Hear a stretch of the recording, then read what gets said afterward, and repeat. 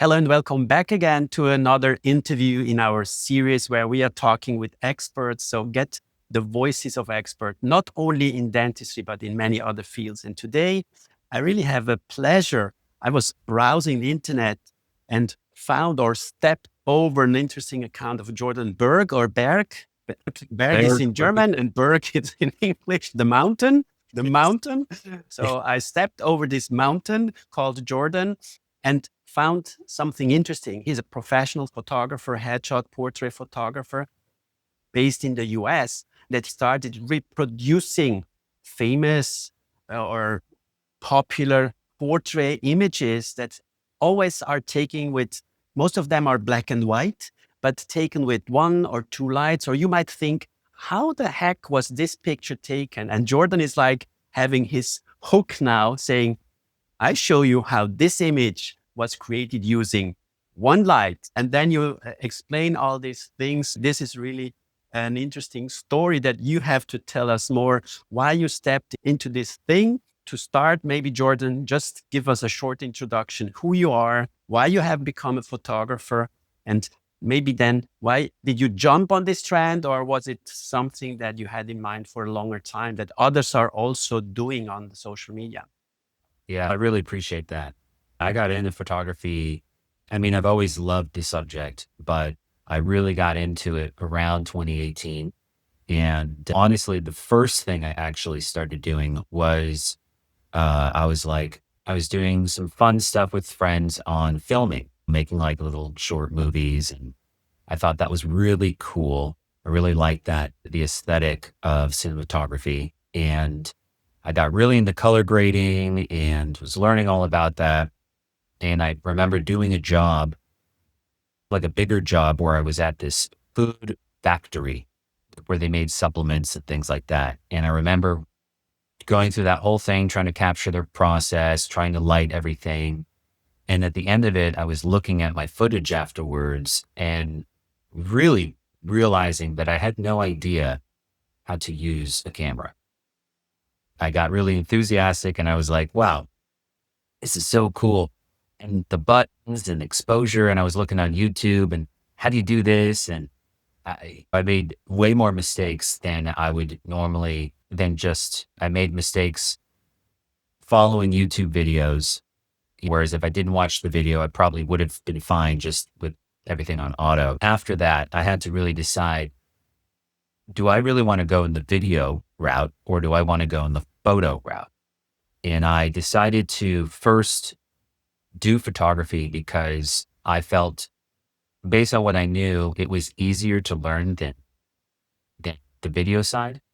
Because the video side, you have a lot of different constraints that you do on video. You got to keep it a certain frames per second, and that locks your shutter speed, which means you can only shoot a certain aperture. And then that means you have to deal with the lights. Anyway, so I decided to do photography. And since that time, I've really fell in love with the subject, specifically portraiture. And I've done a lot of study. You don't see it right now, but sitting in front of me is just like a wall of books, textbooks, things like that.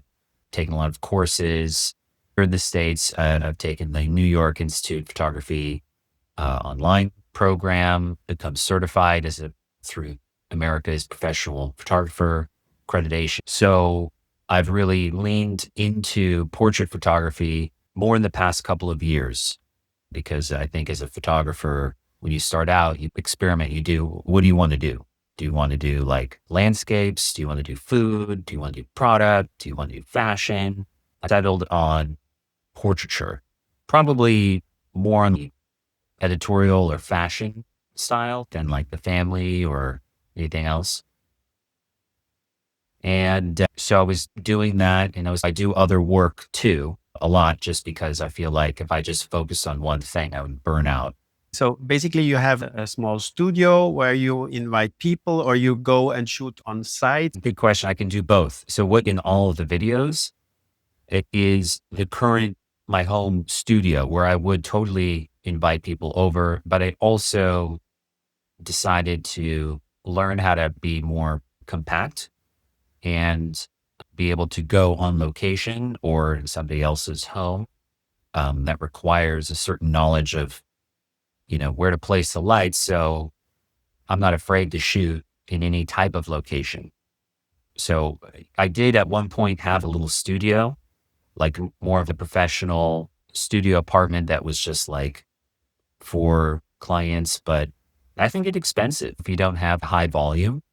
And I decided that from a client's perspective, the studio space is nice if you have something dedicated to that, but you can make it with a home studio. Like the client, if they like you and you make sure your space is clean, it's clutter free, and you treat them very well, like you serve them little snacks or something, and your work is really good, or they really like your work, then they don't really care like whether or not you're paying for rent in a studio, dedicated studio, or it's a room in your house. That's an interesting thing because I realized that this must be your home. You know why? Why? Because you are wearing socks. Oh, So yeah, I realized, and I don't know, are you this type of guy that if somebody rings at your bell, that he has to take his shoes off or her shoes off when he enters your home? I know. We also at home, we also educated our children. If you come home, take off your shoes and put on your house shoes or just walk with your socks or barefoot. Because this was something maybe, I don't know if everybody realized that was looking at your videos, you're really nicely dressed. And then I see socks. The yeah. socks, by the way, are okay. They are stylish. It's not the point. What is the reason of your sock style? Yeah. To be honest, it's cold over here right now. And So it's in the summertime, you would be barefoot? more likely than not, but so I have 2 levels in my house, and the space that I shoot in, it's on the lower level. My feet can get cold, and there's no rhyme or reason. That's what I ended up doing. And it wasn't until somebody made a comment about it. I remember somebody said something like how the fact that I was shooting in socks made me more relatable or something like that. And I didn't even really pay attention to it. I'm sure that what you wear makes an impact on other people. It's like me being a dentist. If I would work like this on the patient, I'm sure that the patient would say something Sure. or notice that, hey, doc, you're not dressed up like a doc. Yeah. I don't know if there is like a dress up for a photographer. You bring up an interesting point. I believe if I'm working with a client or the model doing like a trade for print where there's no pay involved or anything, I always make a point to look professional. And most of the time I will wear shoes in that instance. But I always make a point to make sure I'm clean, not just in a baggy t-shirt or anything. I see mainly like on YouTube or some behind the scenes where the photographer shows up on like a commercial shoot and they're wearing like this baggy white V-neck t-shirt or something, or I'm not into that. I'm a big believer in looking and presenting yourself in a professional manner. Let's come back to how I discovered you. Browsing also your Instagram or Facebook page, I see that you started posting your work, portraits of, let's say, work you have done. And then there was like a cut. Then you switched to this new style that I stumbled upon, how to reproduce something. Let me ask you, how did you start this? What was the initial idea doing this? And we will later then talk about the context of AI in this. But first, how did you think of starting looking at different styles of portraits with special illuminations and then saying, okay, maybe first was the idea to, I want to find out how this was done, and then teaching others or showing the public how this can be done. Like you said, if you scroll down, my work is very different now than it was like maybe 2 months ago or something.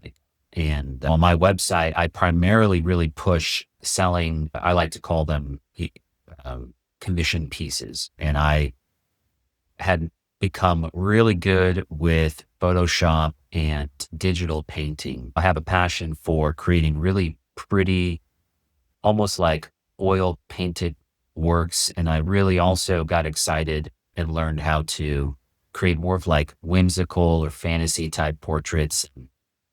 leaning into that, very unique. And so that's what I was doing. And then in the process of that, I think this is true for a lot of photographers. When it comes to like social media, there's like a love-hate relationship where nobody wants to go out there and look like really full of themselves. They don't want to be pretentious. They hate, there's a certain, I think, image that we get when we think of like social media users, that there's just like this rejection. I don't know. I've gone back and forth. At one point, I deleted my social account completely. I was like, I'm not doing this. Screw this. But it is also true that it's a platform where you can reach a lot of people. And just on a business side, you need the ability to communicate on a wide scale. It's totally fine to do well locally, but if you really want to be successful just from a financial standpoint, people need to know who you are. You could make the best toaster in the world, but if nobody knew about it, you'd be broke and struggling. I have a list of, at one point, I started this maybe a year ago or something. I have a list where every time I got like an idea of it's called my viral idea list, because I wanted to create something that would get a lot of attention, not because I like a lot of attention, but just for the reason of, okay, good. So with attention, I can then help people, or I could teach people, or I could just also find out, do people like the product that I have? Before you continue, I just want to highlight something that I watched yesterday, a really cool YouTube video on the change of this attention society. The attention creator is the classic influencer. Yeah. Looking good, showing, okay, these are the Ray-Ban Meta. I'm wearing the Ray-Ban Meta. You have to wear the Ray-Ban Meta. I get sponsored by Meta. Less people are listening to these, especially younger, good-looking people that don't really have the experience or the knowledge. And we are switching to a knowledge creator community, or a style that more people are looking for somebody who can share knowledge, because the pure information is free. We have ChatGPT, Gemini, Google. We can type in something. If we want any information, we are not 100% sure if it's correct. But if we want information, we can look for it and get the information immediately for almost free. You have to pay your internet access. Basically, it's free. Knowledge is not free. So I have the same struggle with my dental community, that I'm telling them, look, I'm giving away a lot of free information around dental photography, content creation, and everything. But I tell people, if I give you a cookbook, this doesn't make you a chef. The knowledge, so the implementation, is something that you need somebody, an expert or an experienced person, helping you with that. Was this the idea behind that? I pick a topic like, how was this picture created? And I can show you how to recreate it using 1 or 2 lights. Give me some insights on that. I realize, social media, it's a tool. It's people can say whatever they want about it, but YouTube, Instagram, Facebook, TikTok, X, they're just tools. You can love it, you can hate it, but they're ways to, without paying anything beyond your internet bill or your phone bill, you can get a lot of attention. And then with that attention, then you can use it for good or for evil. So I made a list of video series ideas of things that I can do that had the potential, in my opinion, of going viral, of getting a lot of attention. And somewhere on that list was this recreate idea. It wasn't one, I liked all the ideas, but I don't think it was like one where I was like, oh, this is going to be the one. But I've always wanted to do that. And it was like maybe around January where I was just going through Instagram, and then this video popped up of this really cool guy. His name's Joshua. I think his handle is Shutter by JS.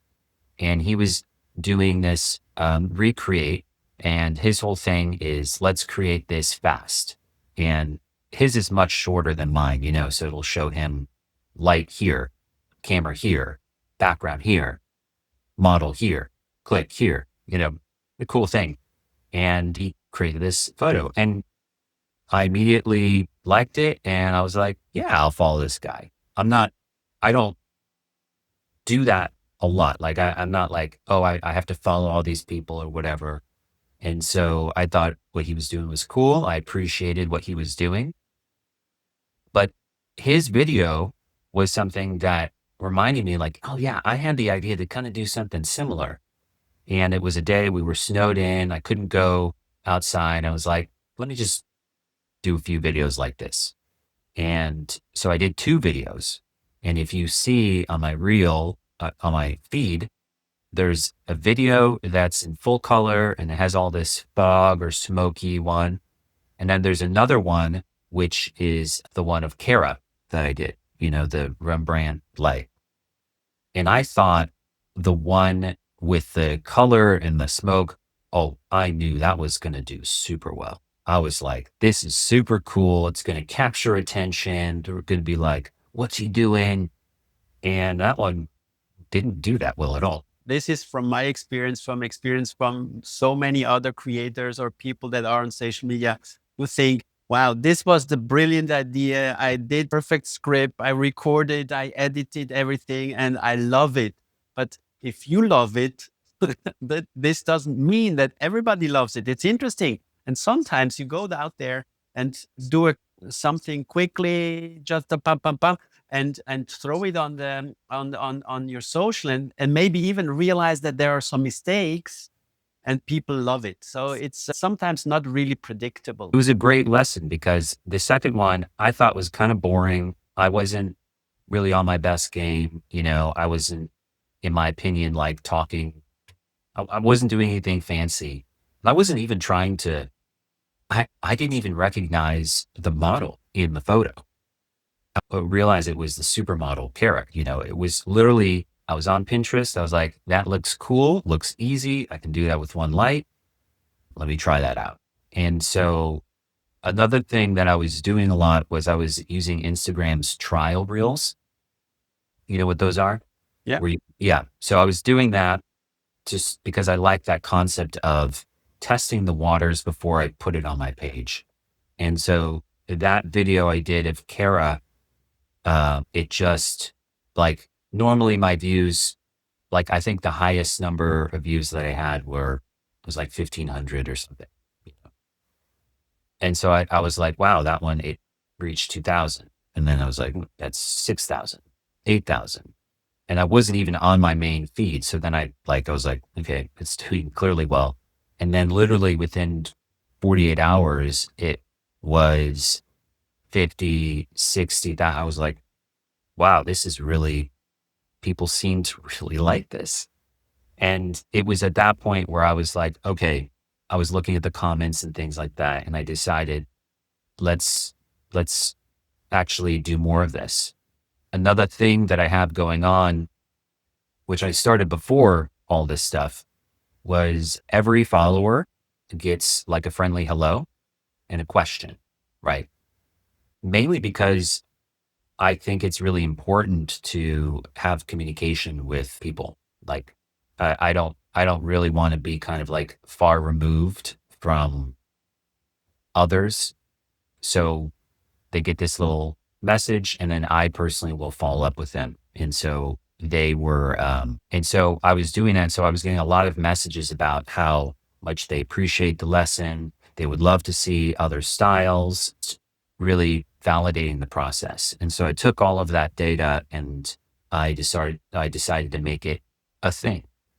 And I think from there, it just, with the help of other photographers who were kind of pointing out like, I like this, I like that part, I like that part.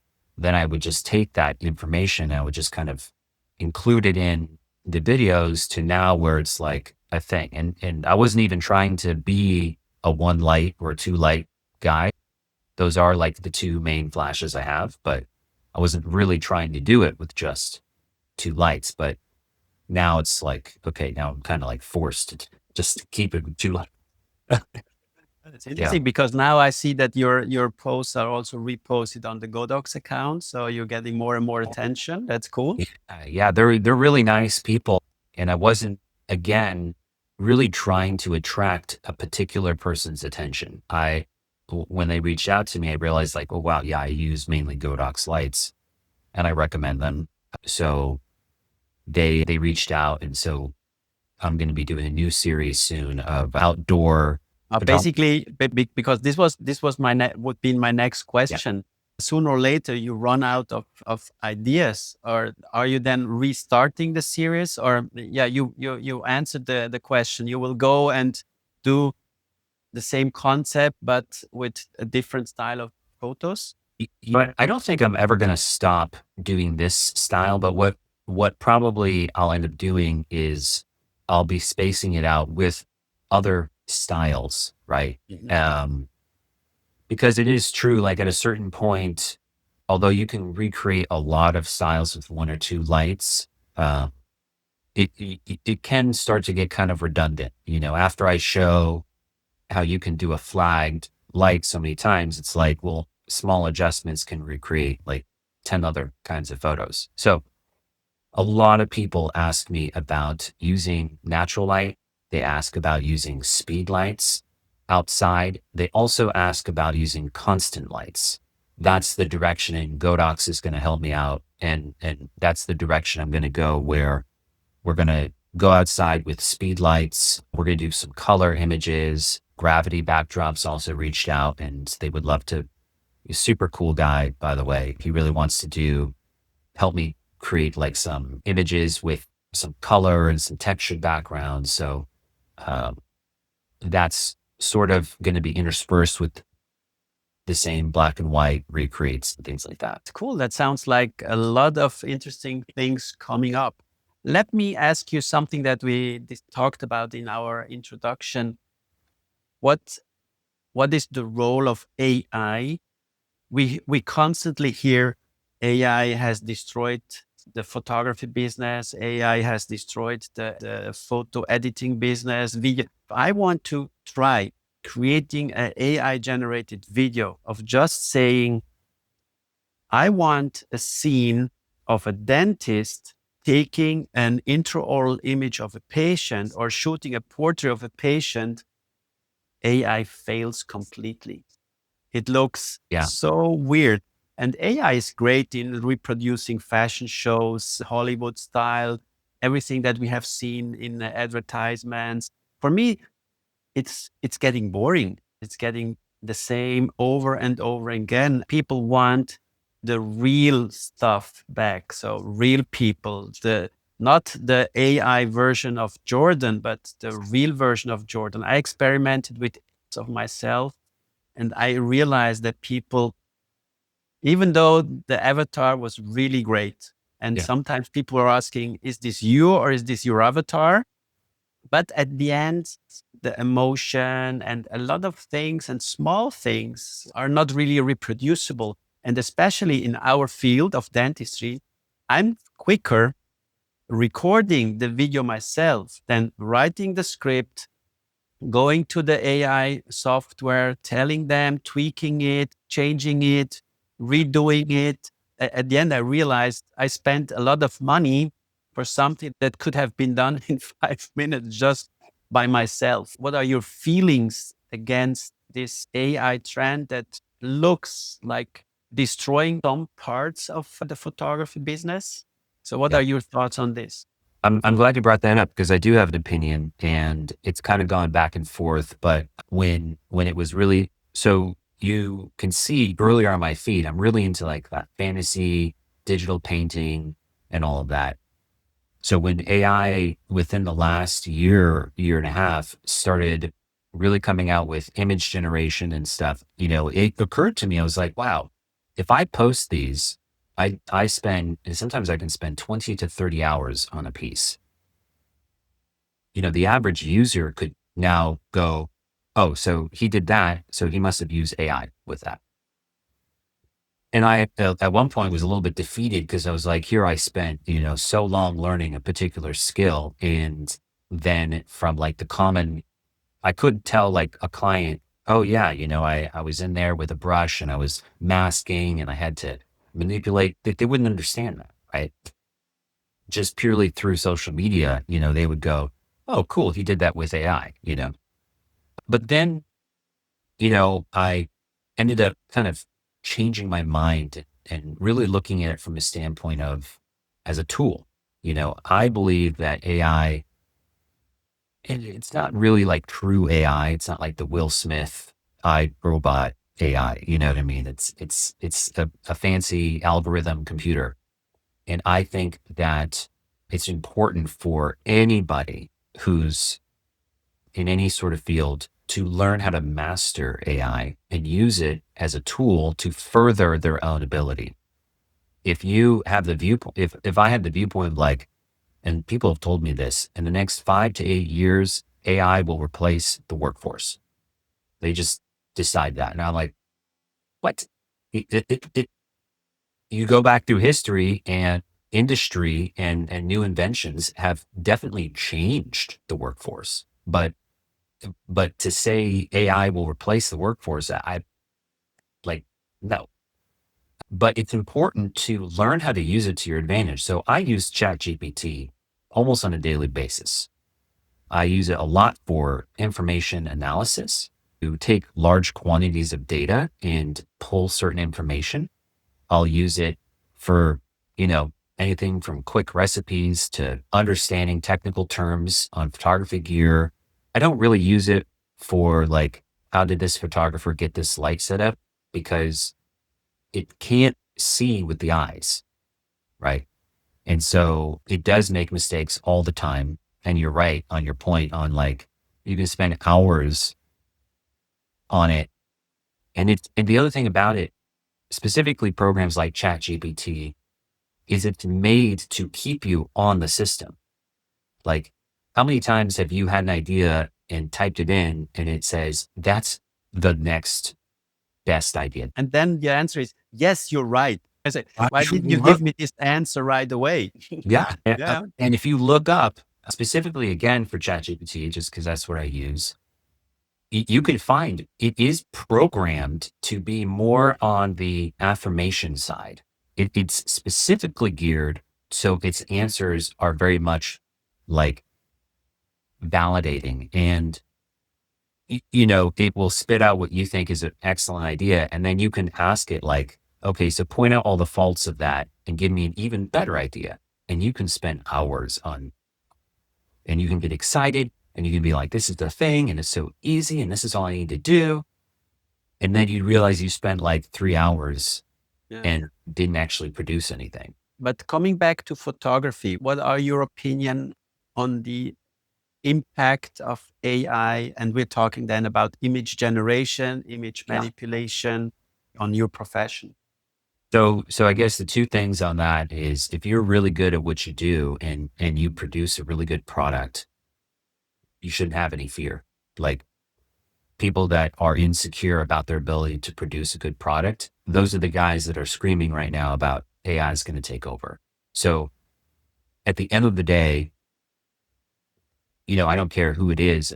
Like, the person that you're going to give this picture to is going to be a client, somebody who isn't skilled in that area, right?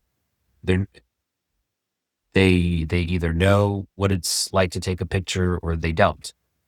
How you get that product to them doesn't matter to the person so much. Like the person that's going to pay you, like I'm doing a photo shoot later this afternoon. This lady, she wants headshots for her real estate business and she needs them to be a certain way. And she shared with me how the real estate company she's working for is suggesting an AI generated image, where they take a picture and then they swap the background and they make you look really nice, right? And you could do that. Like, the client could totally do that. Like, she could easily do that.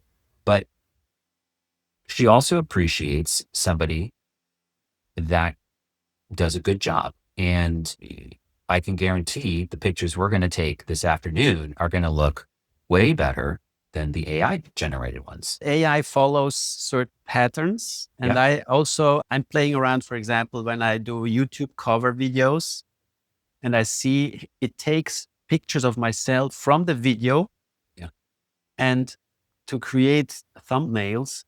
And sometimes my expression or things, and I know that I never look like this. I know that I never, but at the end, sometimes you can say, okay, nobody knows if I might be looking like this in certain situation. And for a YouTube cover image, I don't care that much, but I would care more in a business relation that I don't want that people get a wrong image of myself. So if then they encounter me, if they meet me and talk to me, then they will realize that, well, but the person I'm speaking to looks different than the person I saw in the image. Then I also experienced a good professional photographer like you are can really get the best out of a person. The best pictures are the pictures taken when I didn't realize, because otherwise you try to do some fancy expressions. I know that our older son, he looks always the same on all pictures. And he told me, he watched YouTube videos and he told me, look, Hollywood stars have a smile coach. They are trained to activate the right muscles, get the correct expression to always look the same when somebody's pointing a camera on them. Wow. And there's smile coaching, and but I told him, okay, so we all need a smile coach to get Yeah. ready for Yeah. the best. So now this is serious. So Yeah. Yeah. people, maybe these are even professional photographers saying, Right. okay, Jordan, now smile. And then Right. you smile and then you say, no, no, no, no, no, no, this looks terrible. And then maybe they even shoot a quick picture. They look your Yeah. smile. This is not a smile. So you Right. need to lift your lips like this and squint your eyes and Yeah. Yeah. and turn your heads a little bit like that. And then this is like, I remember that Julio Iglesias, the famous singer, was only photographed from the left side, or I don't know, I think the left side, because he thought that the left side of his face was more attractive than the right side. So he did not allow any pictures to be published that was shot from the so-called wrong side. There's a technology for anything that you can do, whether it's smiling or it's taking a picture. I'm not the best always at posing, but I do realize it's a technique, and anybody who's like, oh, I don't like the way I look on the camera or I have a bad smile. I know the person I'm taking photograph today, I will know she's going to have a lot of attention on her chin. She's going to have attention on her wrinkles. I'm going to produce what I think is a really pretty photo, but there's going to be something that she doesn't like about it because she may have that going on anytime she sees herself, something wrong. So the job there becomes the technique of how do you encourage or empower a person and get them over that self-wrongness that's going on, and that's partly posing, but it's also how do you do it just on a mental level, you know what I mean? So, but going back to the AI thing, you can't do that with AI. You really can't. And I'll say one more thing, my dad, Eric Berg, does a lot of YouTube stuff and things like that.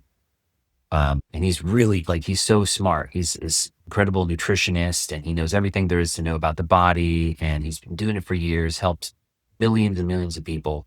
When it comes to technology stuff, like using the computer, using the phone, using the camera, he's like, Jordan, can you come over and help me with this? Or, this light doesn't look good on me. Can you fix this? And so he uses AI a lot for data gathering and analyzing, but sometimes he'll mess around and he'll have fun with video generation or image generation. I'll get random photos from him and he's like, look what I did with this. It's fun. It's a tool. but it doesn't take away from the fact that you still need to be professional and know what you're doing and be knowledgeable about that subject. It's fun, but it doesn't replace that. Yeah, but this comes back to what we mentioned in between, this knowledge creator. Your father is also a knowledge creator. He's sharing his experience, and there the technology and the things are not the most important. For sure, if you are a professional, you want to look good, you want to sound good, you know the basics, but at the end, it's the message that somebody's getting out is the most important thing. And I like your message that you're now getting out with this reproducing style, a little bit fresher than what AI was like taking over social media. And I think it's important to have people like you that show us the reality is nice, is interesting. We can learn a lot of things, even from pictures from the past. And I remember I started also photography with slides. So I was even traveling around with my carousels for the presentations. Right. And so a slide was very precious. Yeah. Today is no longer. And during the transition, I even had a slide printer. So I was able to produce slides from my digital images Wow. during the transition phase. And it took much more time when you have 36 images on the roll. And now I have to take this 36 and really think, do I push the button? Do I shoot this image or better not? And Yeah. today it's like we are shooting thousands of photos that we never look. Like my wife telling me, "Are you ever looking at all these pictures you are taking?" This is, but I really, and that's why I stumbled over your account, because you're doing something different. You have your own style, and I really like that. I will follow your work for sure. Maybe we can end up our discussion with a tip for dentists. We discussed dental photography is something that is important for documentation and diagnosis. So we take x-rays, we take pictures. Unfortunately, dental schools are not teaching dental photography. So 73% of dental schools don't teach dental photography, which for me is a pity.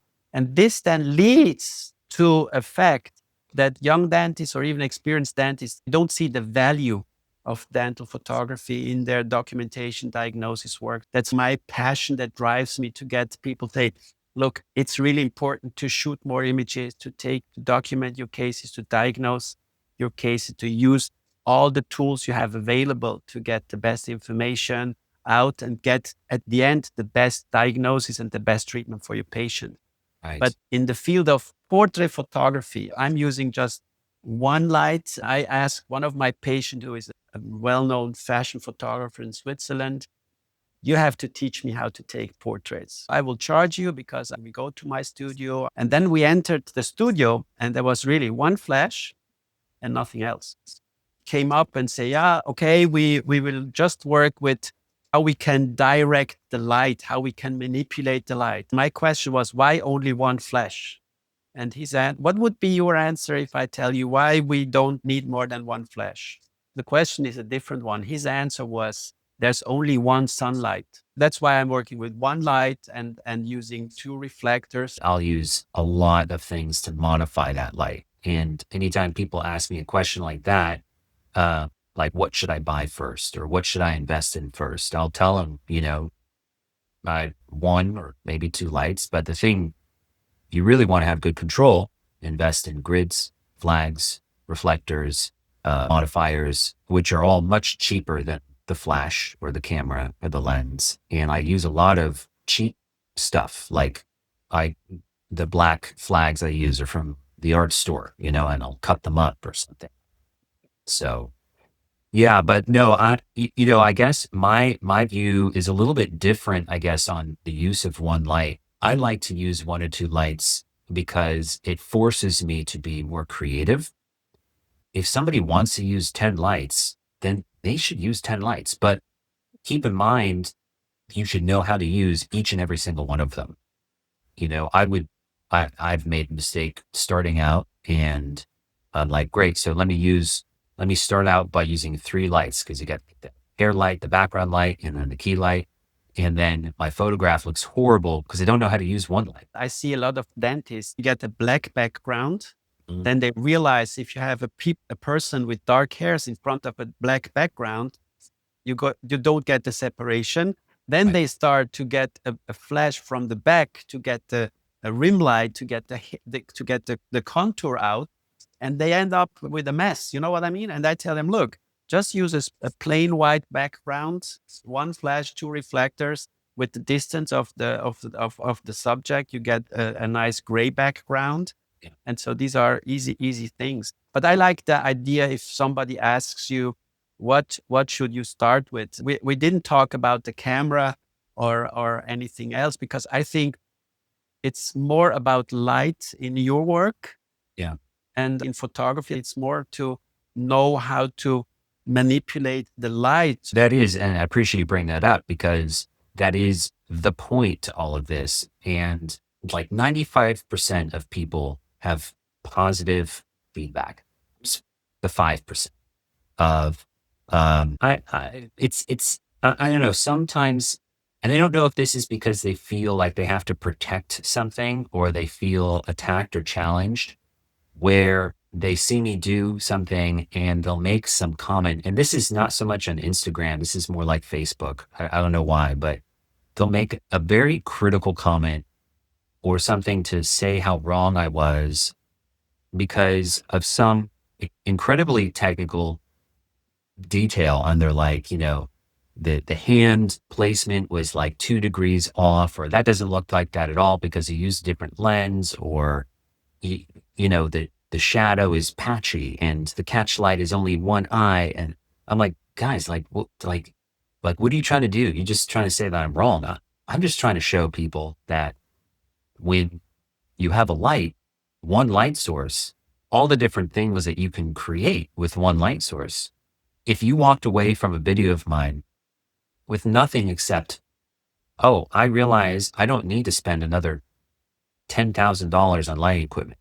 I can pull up my old flash or my old light and I can put it somewhere in the vicinity that guy put it. And I can use these settings. I can get a similar looking cool image. The point is not for me to get the exact duplication of every single photographer.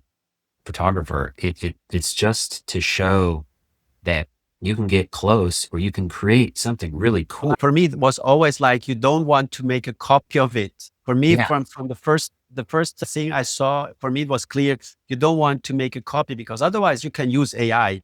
Yeah. If you want to make a copy, you could say, okay, please copy this, and that's it. But you say, for me, it's, I listening or watching your videos, I really learn how light works and why you're putting a filter or how to say, or a grid or anything on your light. And this understanding how something works, this is for me the most interesting part, learning things and not say, copy this, copy that. I think that's the wrong message. And coming back to negative comments, most negative comments are people that want to be the experts themselves. Yeah. But I know I get sometimes also angry about this, but we should be more relaxed and say, wow, I didn't know that. You could answer, wow, I didn't know that. Thanks for pointing out this. And in my next video, I will clean my nails. And in the next video, I will put on different socks. I would answer with some humor. If I'm or I'm hungry and I happen to see a comment, oh boy.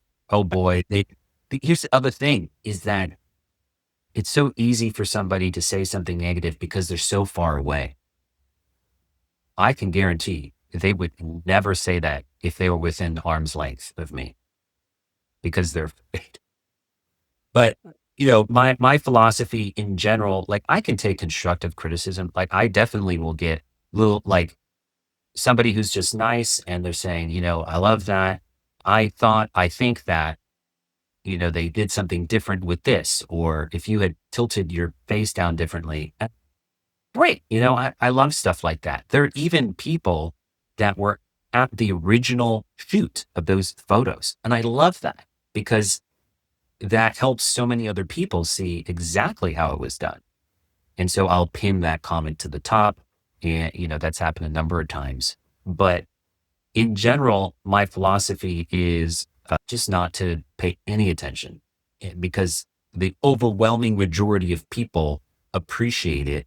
And why get into the negativity? Why even grant them any attention when they're trying to, I don't know, do some other game? This is a perfect end of the discussion. I think we could continue and talk on for much longer, but let's stop it here. I want to really thank you, Jordan, for taking your time. We will also add the links to your work, to your website, to your Instagram account. I think it's really cool what you're doing. Thank you very much. Thanks for watching. Thanks for listening. Stay tuned for more information. And I'm sure, Jordan, that we will have another talk. I will follow your work and really appreciate your inspiration. Watching new content or different content gives me also new ideas, new inspiration, and keep up your great work. Really appreciate it. Thank you so much for having me. So thank you and take care. Yeah, you too.